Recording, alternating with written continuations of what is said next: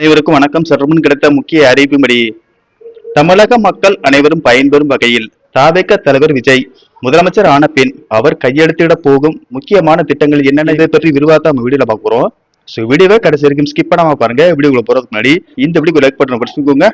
உங்களுக்கு தமிழக வெற்றி கழகம் குறித்த தகவல்களை துல்லியமாக தெரிஞ்சுக்கணும்னா இந்த சேனலை சப்ஸ்கிரைப் பண்ணிக்கோங்க. வாங்க வீடியோக்குள்ள போகலாம்.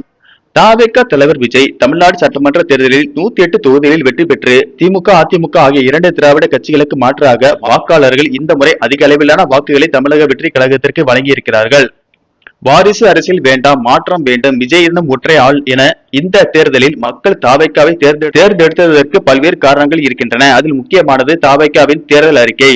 விஜய் தமிழ்நாட்டில் ஆட்சி அமைக்க போகிறார், முதலமைச்சராகவும் பதவியேற்க போகிறார். இந்த நிலையில் விஜய் பதவியேற்றவுடன் முதலில் எந்த திட்டத்தில் கையெழுத்திட போகிறார் என்பதுதான் தற்போது எழுந்திருக்கக்கூடிய மிகப்பெரிய எதிர்பார்ப்பு. அதன்படி கணிசமான அளவு பெண்கள் வாக்குகள் வந்திருப்பதால் குடும்ப தலைவிகளுக்கு மாதம் 2500 ரூபாய் நிதி உதவி வழங்கக்கூடிய திட்டத்தில் விஜய் முதலில் கையெழுத்திடுவார், அல்லது திருமணத்திற்கு 1 சவரன் தங்கம் மற்றும் பட்டு சேலை வழங்கக்கூடிய திட்டத்தில் அவர் கையெழுத்திடுவார் என்று சொல்லப்படுகிறது.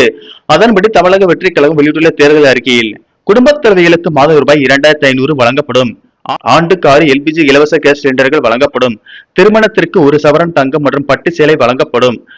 பிறக்கும் குழந்தைகளுக்கு தங்க மோதிரம் வழங்கப்படும். முதியோர், கைம்பெண், மாற்றுத்திறனாளிகளுக்கு 3000 ரூபாய் நிதி வழங்கப்படும். பெண்களுக்கு அரசு பேருந்துகளில் இலவச பயண சலுகை வழங்கப்படும். குடும்பத்திற்கு 25 லட்சம் மருத்துவ காப்பீடு வழங்கப்படும். ஆண்டுதோறும் இலவச முழு உடல் பரிசோதனை செய்யப்படும். போதைப் பொருள் இல்லா தமிழ்நாடு என்ற திட்டம் கொண்டு வரப்படும். 200 யூனிட் இலவச மின்சாரம், வேலையில்லா பட்டதாரிகளுக்கு மாதம் 4000 ரூபாய், 5 லட்சம் அரசு வேலை வாய்ப்புகள் உருவாக்கம், தொழில் தொடங்க ரூபாய் 25 லட்சம் கடன் வழங்கப்படும்.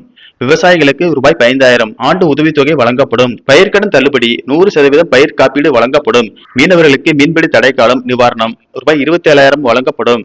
ஏற்கனவே தமிழ்நாடு 10 லட்சம் கோடி ரூபாய் கடனில் இருக்கக்கூடிய சூழலில் விஜயின் பிரம்மாண்டமான இலவசங்கள் மற்றும் உதவி தொகைகளுக்கான நிதியை திரட்ட முடியுமா? இது ஒட்டுமொத்த மாநிலத்தின் பொருளாதாரத்திலேயே தாக்கத்தை ஏற்படுத்துமா என்ற கேள்வி எழுகிறது.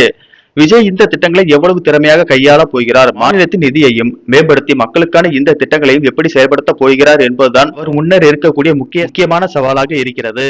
நன்றி, வணக்கம்.